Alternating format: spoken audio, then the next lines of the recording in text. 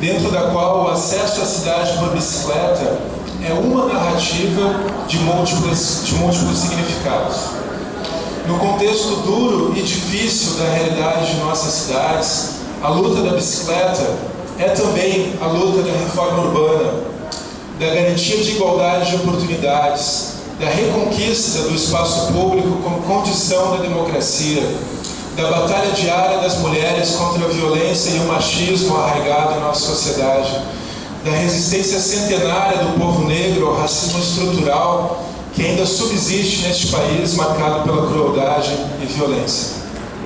A massa crítica, as bicicletadas e todo este movimento que tem provocado nos últimos 20 anos algumas transformações importantes e significativas na realidade de nossas cidades, bem como na agenda política do dia, deve ser compreendida nesta perspectiva. Não estamos falando apenas de bicicleta. Não estamos tampouco montados em nossas bicicletas apenas pelo prazer ou pela endorfina que as duas rodas leves nos proporcionam. Ainda que o aforismo situacionista de Guy Debord siga valendo como mote e ideal, estamos na busca do tal urbanismo unitário, para lembrar do Debord, quando ele fala que precisamos passar do trânsito como suplemento ao trabalho ao trânsito como prazer. E também quando ele fala desse conceito do urbanismo unitário como uma possibilidade de um urbanismo que congrega todas as variações, as variantes, as possibilidades da existência, da vida, não apenas a mobilidade, não apenas o deslocamento, mas, enfim, a fruição da vida plena. Longe da alienação, do conformismo e da acomodação de um gozo individual e egoísta, enfrentar o trânsito hostil e a cultura do automóvel é também reafirmar possibilidades de transformações urbanas, bem como resgate de sonhos, vontades e utopias coletivas. A bicicleta pode ser muito mais do que apenas um modal de transporte. Ela pode ser o veículo de transformações sociais que precisamos urgentemente acelerar.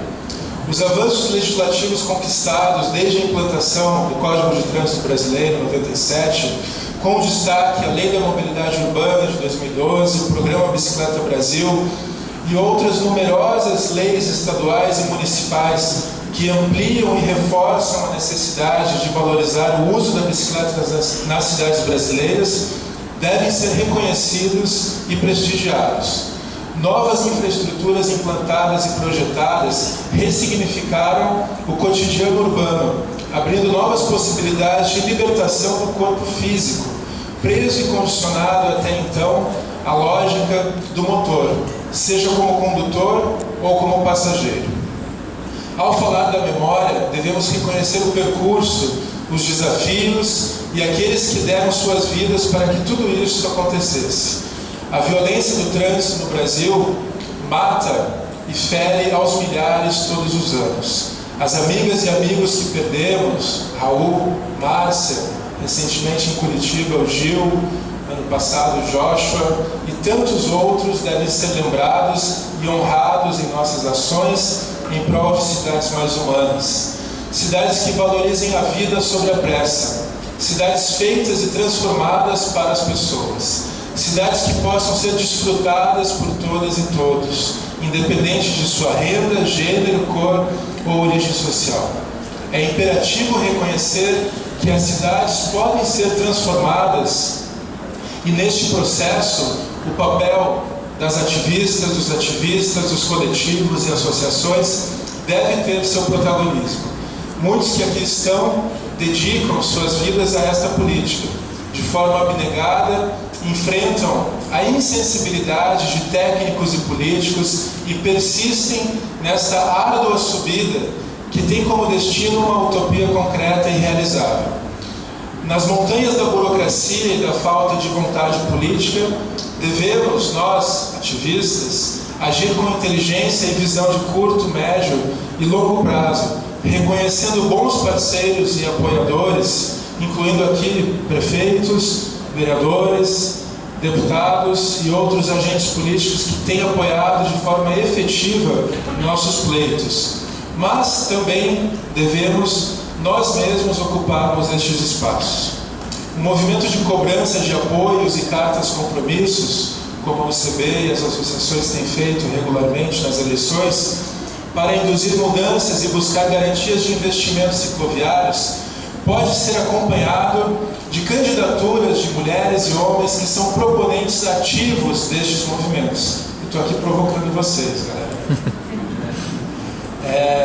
Não apenas influenciar a política e os tomadores de decisão, mas aos poucos nós mesmos ocuparmos estes espaços. Em 2020, nas próximas eleições municipais, devemos ganhar compromissos efetivos que consolidem a bicicleta como uma política de Estado e não de gestão, mas também contar com candidatos à vereança, prefeitos e prefeitas, ciclistas, antirracistas, antimachistas, que enfatizem a luta mais ampla pela mobilidade e justiça social. Não apenas porque entendem seu valor, mas também porque são agentes ativos dessas transformações. Ocupar a política, pedalar da micropolítica à macropolítica e ocupar os espaços de poder. Cumpre destacar igualmente a importância do bicicultura em Maringá, no Paraná. A terceira maior cidade paranaense tem avançado nas políticas cicloviárias e pode servir de exemplo para cidades de porte semelhante ou também para cidades maiores. Mas mesmo com bons exemplos pontuais, ainda precisamos avançar muito. De 2017 a 2018, aqui no Paraná, a morte de ciclistas aumentou em 47%. O Paraná foi o estado que registrou o maior número de mortes de ciclistas e pedestres nas rodovias.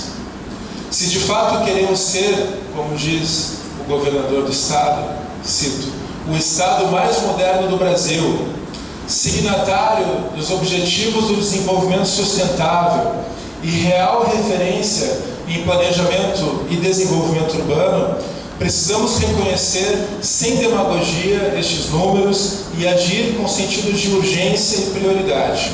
Garantir recursos para a implantação de redes cicloviárias, ciclovias nos trechos urbanos das rodovias e compromissos reais na fiscalização e educação, bem como na formação e atualização dos condutores. Curitiba, capital do estado, anunciou recentemente um plano cicloviário medíocre e desrespeitoso, propondo a duplicação da malha cicloviária para 2025. Para quem sabe, Curitiba atualmente tem cerca de 200 quilômetros de ciclocoisas, tá? Todo mundo que está aqui que sabe o que quer dizer ciclocoisa, e está propondo essa duplicação, vamos dobrar a meta, para 2025, assim, algo que uma gestão de fato comprometida, Mário, poderia fazer em muito menos tempo. Sendo que, apenas um destaque, a gestão de Curitiba atual gastou mais de 60, 70 milhões de reais em asfalto e 8 milhões de reais em propaganda do asfalto. Em propaganda do asfalto, né? Vinculação nas mídias publicitárias, etc. A construção de um trânsito acalmado, a urgência de reduzirmos mortes por atropelamentos e colisões, a prioridade prevista em lei da mobilidade ativa sobre os motores, nada disso parece sensibilizar alguns gestores que insistem num urbanismo centrado no automóvel e suas demandas.